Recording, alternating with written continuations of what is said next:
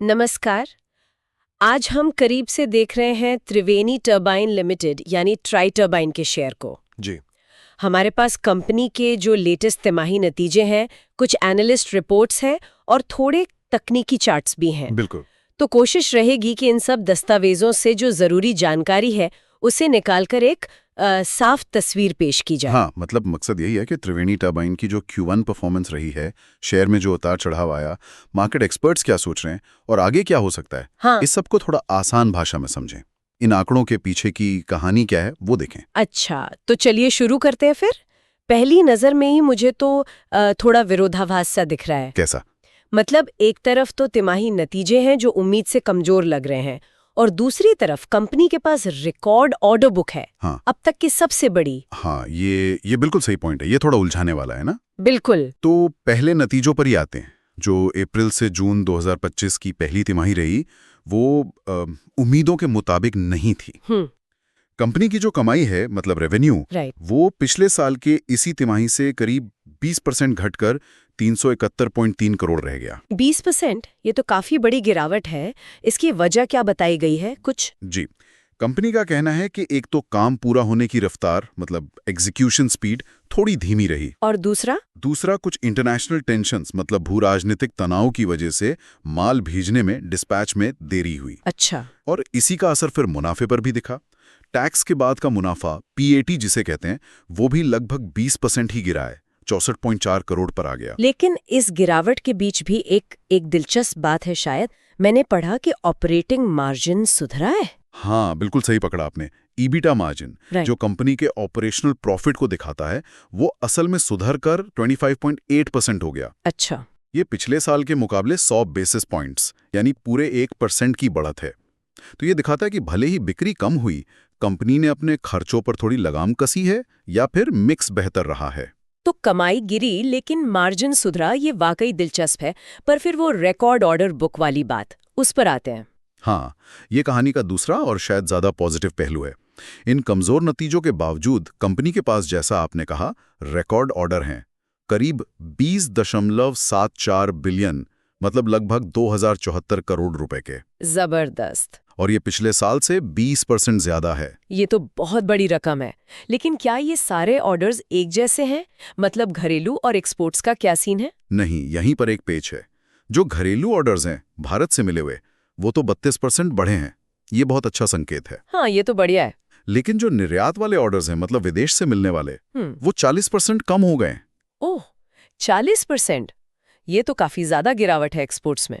जी, और ये थोड़ी चिंता की बात हो सकती है, खासकर जब हम वो जियोपॉलिटिकल टेंशन वाली बात सुन रहे हैं।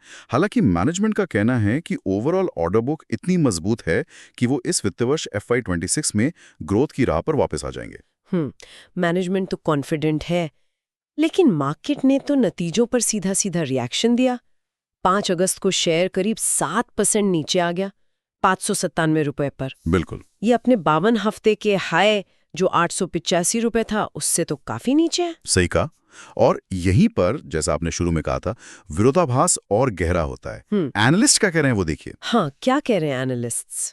ताजा नतीजों और शेयर में इतनी गिरावट के बाद भी लगभग 89% एनालिस्ट अभी भी बाय रेटिंग दे रहे हैं। गुड। खरीदने की सलाह। सच में 89%? नतीजे कमजोर, शेयर गिर रहा है, एक्सपोर्ट ऑर्डर कम, फिर भी खरीदने की सलाह क्यों? हाँ, ये थोड़ा हैरान करता है। लेकिन उनका औसत टारगेट प्राइस भी 726 रुपये 67 पैसे के आसपास है। शायद वो लंबी अवधि का नजरिया देख रहे हैं। अच्छा। वो कंपनी के जो फंडामेंटल्स हैं, इंडियन मार्केट में जो उसकी डोमिनेंस है, और जाहिर है वो जो रिकॉर्ड ऑर्डर बुक है, उस पर भरोसा कर रहे हैं। लेकिन फिर वैल्यूएशन का क्या?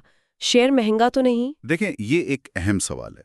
कंपनी का P ratio, price to earning ratio, वो 52 के आसपास है। 52? हाँ, जबकि इसी इंडस्ट्री की दूसरी कंपनियों का औसत P करीब 34 है। ओहो। तो इसका मतलब साफ है कि मार्केट त्रिवेणी टर्बाइन से भविष्य में बहुत तेज ग्रोथ की उम्मीद कर रहा है और उसके लिए प्रीमियम कीमत देने को तैयार है। तो ये प्रीमियम वैल्यूएशन एक रिस्क भी हो सकता है अगर ग्रोथ उम्मीद के मुताबिक नहीं आई। बिल्कुल। अगर उम्मीदें पूरी नहीं हुई तो ये हाई वैल्यूएशन दिक्कत दे सकता है। तो फंडामेंटली कहानी मिलीजुली है। टेक्निकली क्या दिख रहा है चार्ट्स पे? तकनीकी तौर पर भी तस्वीर थोड़ी बदली है। पहले जो इंडिकेटर्स थे वो स्ट्रॉन्ग बाय का सिग्नल दे रहे थे, लेकिन हाल की गिरावट के बाद शॉर्ट टर्म ट्रेंड अब थोड़ा न्यूट्रल या हल्का सा नेगेटिव दिख रहा है। शेयर अभी 590 से 600 रुपए के बीच एक अहम सपोर्ट लेवल के पास ट्रेड कर रहा है, मतलब एक ऐसा लेवल जहां से पहले भी इसमें खरीदारी लौटी है। अच्छा, और कोई खास बात इन रिपोर्ट्स में, डिविडेंड्स वगैरह या शेयर होल्डिंग? हाँ, 2-3 चीजें और हैं। एक तो कंपनी ने पिछले फिस्कल ईयर FY 24-25 के लिए ₹2 प्रति शेयर का डिविडेंड अनाउंस किया है। ठीक है। शेयर होल्डिंग पैटर्न देखें तो FIIs यानी फॉरेन इंस्टीट्यूशनल इन्वेस्टर्स ने अपनी हिस्सेदारी थोड़ी कम की है, लेकिन DIIs मतलब डोमेस्टिक इंस्टीट्यूशनल इन्वेस्टर्स और म्यूचुअल फंड्स ने अपनी होल्डिंग बढ़ाई है। ये इंटरेस्टिंग है, FIIs बेच रहे हैं, DIIs खरीद रहे हैं। जी, और एक और बात, कंपनी भविष्य की टेक्नोलॉजीज में भी इन्वेस्ट कर रही है, जैसे CO2 बेस्ड एनर्जी स्टोरेज और battery storage systems. Future ready होने की कोशिश। तो अगर हम पूरी बातचीत को समेटें तो क्या तस्वीर उभरती है? देखिए, कुल मिलाकर कहानी इस वक्त थोड़ी सी पेचीदा है। एक तरफ हालिया तिमाही प्रदर्शन ने निराश किया है, शेयर पर दबाव साफ दिख रहा है। हाँ। दूसरी तरफ वो रिकॉर्ड ऑर्डर बुक है, एनालिस्ट का भरोसा बरकरार है, लॉन्ग टर्म ग्रोथ की उम्मीदें हैं और कंपनी नई टेक्नोलॉजी पर भी काम कर रही है। लेकिन साथ ही एक्सपोर्ट ऑर्डर्स में कमी और वो हाई वैल्यूएशन चिंता की वजह है। बिल्कुल, और टेक्निकली भी शेयर एक अहम मोड़ पर है।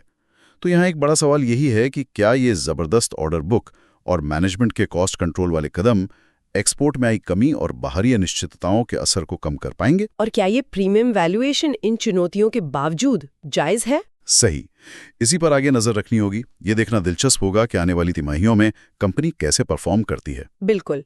तो ये थी हमारी आज की चर्चा त्रिवेणी टरबाइन पर। और आखिर में एक जरूरी बात, कृपया ध्यान दें कि ये चर्चा सिर्फ जानकारी देने के लिए है।